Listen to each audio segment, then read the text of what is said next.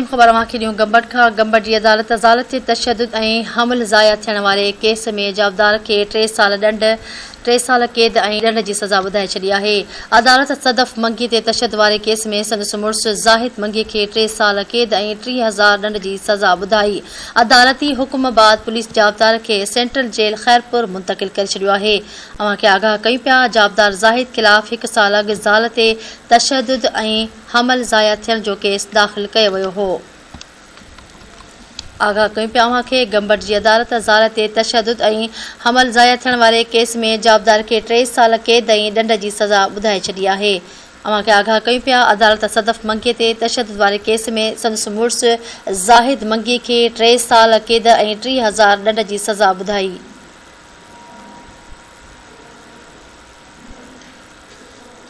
अदालती हुकुम बाद पुलिस जाबदार खे सेंट्रल जेल ख़ैरपुर मुंतक़िल करे छॾियो आहे। जाबदार ज़ाहिद ख़िलाफ़ 1 साल अॻु ज़ाल ते तशद्दुद ऐं हमल ज़ाया थियण जो केस दाख़िल कयो वियो हो।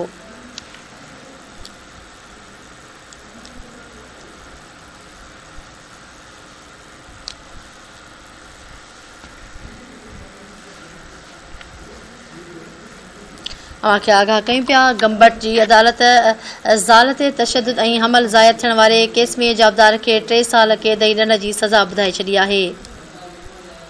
गंबट खां धरती टीवी न्यूज़ जो रिपोर्टर मुमताज़ मेमूर लाइन ते मौजूद आहे। जी मुमताज़, कहिड़ा तफ़सील आहिनि?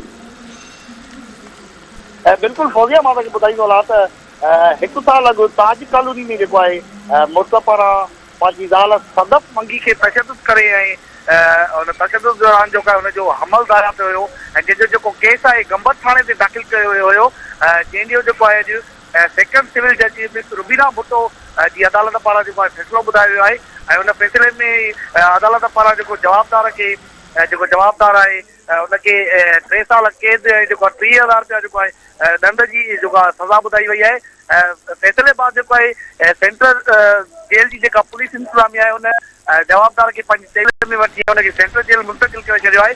मां तव्हांखे ॿुधायो त जेको जवाबदार आहे उनखे हिन वक़्तु जेको आहे सेंट्रल जेल ख़ैरपुर मुंतक़िल कयो वियो आहे। ठीकु आहे मुमताज़, वॾी महिरबानी तफ़सील ॾियण जे लाइ।